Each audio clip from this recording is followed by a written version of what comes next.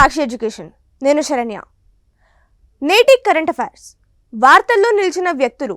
Google సహ వ్యవస్థాపకుడు Larry Page ప్రపంచ కుబేరుల జాబితాలో 3వ అత్యంత ధనవంతుడిగా నిలిచారు. ఆల్ఫాబెట్ స్టాక్ విలువ $100 బిలియన్ చేరడమే దీనికి కారణం. జెఫ్ బెజోస్ను వెనక్కి నెట్టి ఈ స్థానాన్ని దక్కించుకున్నారు. ఇక ఈ జాబితాలో టెస్లా, స్పేస్ ఎక్స్ వంటి సంస్థల CEO ఎలాన్ మస్క్ $466.2 బిలియన్ తొలి స్థానంలో ఉండగా, ఒరాకిల్ కార్పొరేషన్ సహ వ్యవస్థాపకుడు లారీ ఎల్లిసన్ $276.5 బిలియన్ రెండవ స్థానంలో ఉన్నారు. 52వ సుప్రీంకోర్టు ప్రధాన న్యాయమూర్తిగా జస్టిస్ బిఆర్ గవాయ్ నవంబర్ 23వ తేదీన పదవి విరమణ చేయనున్నారు. శుక్రవారం ఆయన చివరి పనిదినం కావడంతో సుప్రీంకోర్టులో సెరమోనియల్ బెంచ్ నిర్వహించారు. ఈయన తర్వాత 53వ ప్రధాన న్యాయమూర్తిగా జస్టిస్ సూర్యకాంత్ బాధ్యతలు స్వీకరించనున్నారు. టెలికమ్యూనికేషన్స్ శాఖకు నూతన కార్యదర్శిగా నీరజ్ మిట్టల్ స్థానంలో 1993 బ్యాచ్ ఛత్తీస్గఢ్ క్యాడర్ IAS అధికారి అమిత్ అగర్వాల్ నియమితులయ్యారు. ఈయన గతంలో ఫార్మాస్యూటికల్ శాఖకు కార్యదర్శిగా పనిచేశారు. గ్లోబల్ ఎంటర్‌ప్రెన్యూర్‌షిప్ మానిటర్ విడుదల చేసిన 2024-25 ఉమెన్స్ ఎంటర్‌ప్రెన్యూర్‌షిప్ రిపోర్ట్ ప్రకారం ప్రపంచవ్యాప్తంగా వ్యాపార రంగంలో మహిళలు పురోగతి సాధిస్తున్నప్పటికీ అనేక సవాళ్లను ఎదుర్కొంటున్నారు. ఈ సర్వేను Babson college and London business school సంయుక్తంగా నిర్వహించారు. ఐక్యరాజ్య సమితి విడుదల చేసిన FTS నివేదిక ప్రకారం యునైటెడ్ అరబ్ ఎమిరేట్స్ $1.46 బిలియన్ మానవతా సహాయం అందించింది.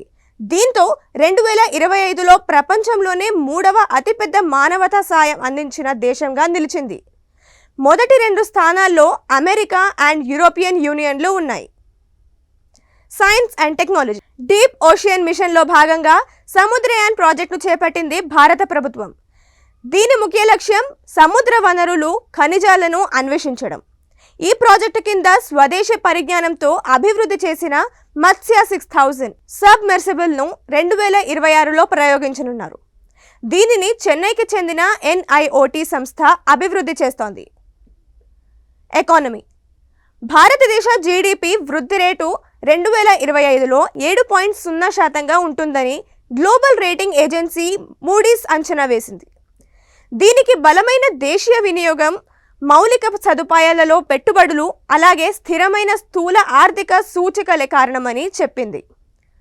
ప్రపంచ వాణిజ్య అడ్డంకుల కారణంగా 2026లో ఈ వృద్ధి రేటు కాస్త తగ్గి 6.4%కు చేరుకుంటోందని తెలిపింది. ఈ అంచనాలతో రాబోయే 2 ఏళ్లలో ప్రపంచంలోనే ప్రధాన ఆర్థిక వ్యవస్థలలో భారతదేశం ఒకటిగా నిలవనుంది. అవార్డ్స్. 98వ ఆస్కార్ అవార్డుల కోసం 35 యానిమేటెడ్ ఫీచర్స్ సినిమాలు, అందులో భారత్ నుంచి మహావతార్ నరసింహ సినిమా, అలాగే 86 అంతర్జాతీయ చిత్రాలు, ఇందులో Bharat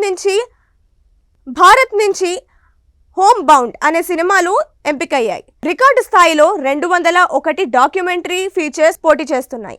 Netflix K-pop demon hunters ఉత్తమ ఒరిజినల్ సాంగ్ విభాగంలో కూడా పోటీ పడుతోంది.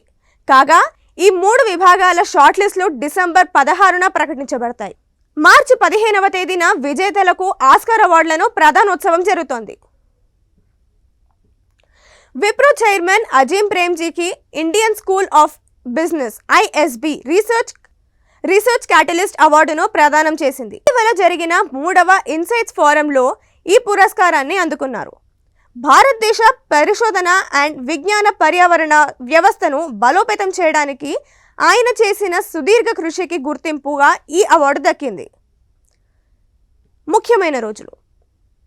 ప్రతి సంవత్సరం నవంబర్ 22న ప్రపంచ మత్స్య దినోత్సవాన్ని Food and Agriculture Organization of United Nations నిర్వహిస్తుంది. 2025కి గాను భారత ప్రభుత్వం ఇండియాస్ బ్లూ ట్రాన్స్ఫర్మేషన్ అనే నేషనల్ థీమ్తో ఈ దినోత్సవ వేడుకలను దేశవ్యాప్తంగా నిర్వహించింది. ఈ దినోత్సవాన్ని మొదటగా 1997లో వరల్డ్ ఫిషరీస్ ఫోరం ఏర్పాటు చేసింది. ఇది ఇవాల్టి వీడియో. మరిన్ని ఎడ్యుకేషన్ అండ్ జాబ్ అప్డేట్స్ కోసం సాక్షి ఎడ్యుకేషన్ యూట్యూబ్ ఛానల్ని సబ్స్క్రైబ్ చేసుకోండి. Thank you.